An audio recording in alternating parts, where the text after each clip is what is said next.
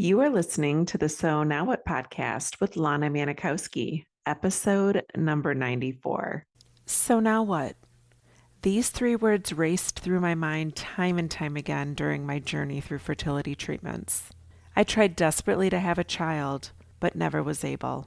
I yearned for a community to join that could understand my struggles. I couldn't find one, so I created one with the So Now What podcast. I love that you found us. So good to see you if you're on YouTube and be with you if you're listening in on the podcast as we talk about something that is just so at the forefront, not only in my own personal mind, but of many of the students that I work with. There is this really uncomfortable moment that comes up for us when we see someone that we haven't seen in a while or run into somebody that maybe knew us when we were going through fertility treatments, or maybe meet someone for the first time and somebody asks us if we have kids. For those of us that weren't able to have kids or don't have kids, it seems like such a jarring question. But in my realm of belief, I think that people just really don't realize how jarring that question can be. So I thought this week on the podcast, I would talk about how to deal with a question, a simple question of, do you have kids?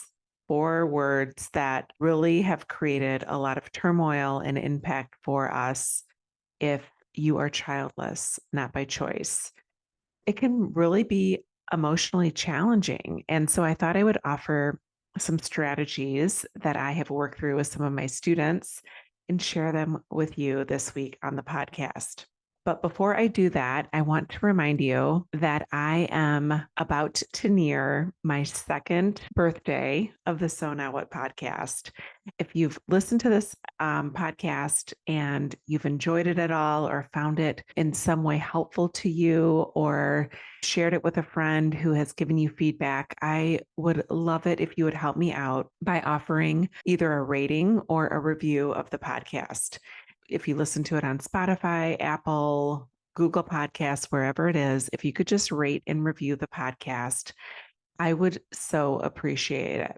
The reason I ask of this from you is because the more people that rate and review the podcast, the more likely when someone is searching life after infertility, this podcast will show up because it has gotten good ratings and people like you have found a resource out of it, have found some hope from it, or maybe created a connection through it. If you do take time to do a rating and or a review, I would love to send you an Others Day tank top from the Others Day that took place in May. And that's it. I would just love that. So if you could help me out, I would so appreciate it. So let's get started now and talk about how we can handle the question that people ask, do you have kids? And I mentioned at the start of this is something near and dear to me because this just happened to me. It happens all the time, but I've been really working on a new approach at how to answer that question with simply saying no. Two letters that seem to be such a hard thing to come out of your mouth when you are childless, not by choice. Simply just saying no and pausing.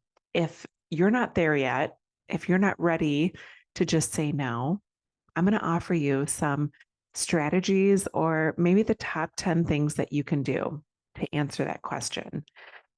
So I first want to offer that you can just take a deep breath and stay composed when somebody asks you if you have kids. Just take a moment to gather yourself and breathe into that question and respond calmly with an answer so that you feel more in control of the situation. And maybe if you know you're going somewhere that is going to be a room full of strangers, maybe you're going to a work event or a networking event where you've not met people before. And most likely, people are going to ask if you have kids, for right or for wrong, appropriate or inappropriate. That's commonly an icebreaker question many people ask.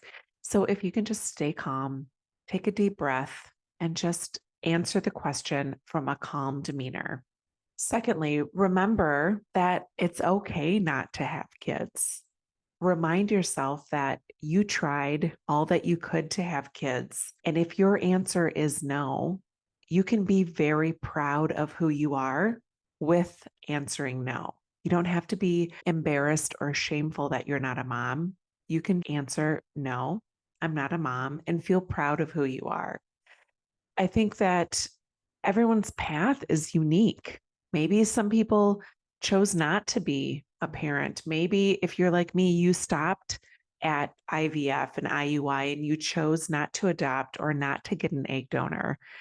Understanding it's okay to not be a mom and it's okay not to have kids and it's okay to say no when somebody asks you if you're a mom. Number three, one of the things that I think is so helpful is to have a prepared response. If you know you're going to be somewhere and you know that that question is likely to come up, think ahead of time. How do you want to answer that question?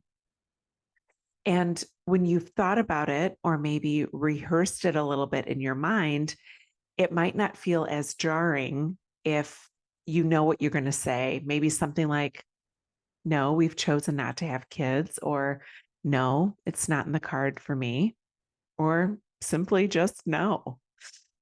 And number four, I think it's important to not get defensive. If you feel a little jarred by it, that is okay. But remember that people ask questions mostly out of curiosity. And frankly, because asking if you're a mom tends to be a social norm, and people probably just don't realize how sensitive that topic is for you. So if you can avoid getting defensive, that will help to preserve some of that energy for you, but also give you an opportunity to leave the conversation not feeling so worked up because of that question. So, number five, shift the focus. If it's something that you're not wanting to talk about, you don't feel comfortable discussing it, just politely redirect the conversation. Maybe just say something like, I so appreciate your interest, but can we just talk about something else for now? I doubt someone's going to say, no, we can't, and do a shakedown and ask you why you don't have kids. But if you just shift the focus and maybe say, thanks, but I'd rather not talk about it. Number six, seek support from either a trusted friend, a family member, somebody who you know that you can go to and talk about maybe how you're feeling after this conversation comes up. And maybe if you're going somewhere and that person's going to be with you, maybe have them be your wing person and maybe say, hey, if you hear somebody ask me about the kid thing, can you like interrupt or maybe tell them to give them the high sign and just let the person who's asking know, like, I don't want to talk about it. Lean on friends, create your support system, let people know that if they're part of your story and they know that your story, they want to help you and let them know that they can help you. Number seven, this is something that I really love is educate. This might be your opportunity to educate the question asker. And if you feel up to it and you feel comfortable discussing it, you can use this opportunity to tell them that, not everyone is comfortable being asked if they have kids, or not everyone is able to have kids or chooses to have kids. And the person who's asking the question might really appreciate you letting them know because in their world or in their family or in their circle, maybe they don't know anyone with infertility. Maybe they don't know anyone who chose not to have kids. And so they just think it's a commonplace question to ask. So this is a great opportunity to educate. Number eight, be compassionate with yourself. Okay. Like this is so, like, to me, like some of the hardest work that I've done is feeling compassionate when I tell someone that I don't have kids, because for a long time I judged myself. I told myself that something was wrong with me. I told myself that I didn't try hard enough to become a mom because I left options of egg donor or adoption on the table. So if you can just be compassionate and let yourself be proud of who you are, that you tried, even if it was you never even went through fertility treatments. If you just decided that if you couldn't have a child naturally, you weren't going to have a child, allow yourself to be compassionate for what you tried and proud of what you tried in your journey, no matter what it was, how long it was, or how many rounds of IVF or IUI you went through. Number 9, engage in self-care and maybe bring some activities that bring you joy and elevation. So maybe it's spending time with loved ones or going for a run or working out. Maybe it's taking your dog for a walk. Maybe just cuddling on the sofa. I know that's something I love to do with Coco, but when you allow yourself to just practice some mindfulness or some self-care, it might help to alleviate that stress that you feel after somebody asks you if you have any kids. And then number 10, know when to walk away. And I think this is something that takes, in our minds, it takes a lot of courage to walk away from a conversation that becomes uncomfortable. So if you find yourself in that social setting, in that work meeting, or in this networking event, and you hear someone going around and starting to ask that question, that might be a perfect cue to dart out and say, hey, I'm going to use the restroom real quick. Or, listen, I'll be back. I'm going to go grab something to drink. I'll be back. But if you just politely excuse yourself from the situation, you can certainly protect your emotional boundaries that way. But whatever it is that you decide, know that there is no wrong answer to how you respond to that question, even if it's simply a no.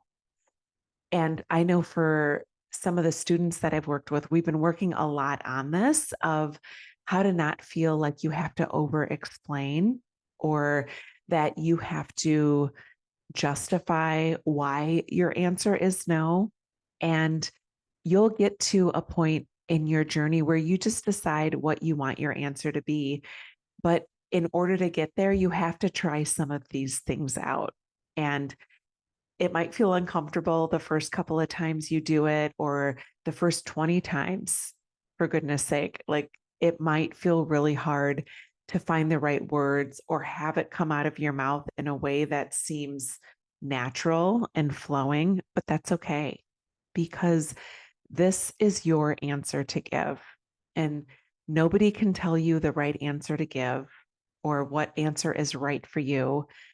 And just do your best to know that you are not a mom, and it doesn't make you any less than anyone else. It doesn't mean that you're less worthy or less meaningful to the conversation if your answer is no. So I hope that helps you. If you have any questions, feel free to reach out, but know that this is the type of stuff that we work on in the Thrive After Infertility Mastermind. We practice these questions, we share them with each other in the mastermind. I can't even tell you how many of my students have found opportunities to just feel more comfortable with their answers when they can share it with one of their classmates in the mastermind. And so I invite you, if that sounds like something that you want to be part of, the Thrive After Infertility Mastermind applications are opening soon. And I would love for you to be part of our next round. Thrive is absolutely the most meaningful opportunity that my students, at least from what they tell me, the most meaningful opportunity that they have found to create a life that they truly love, that they feel fulfilled, that they feel meaningful and purposeful through the work that they've done in Thrive. So let me know if that's something that you're interested in. I would love to have you as part of our next round. So have a beautiful week. I love you. And remember, it is never too late to discover your meaning. I'll talk to you next week.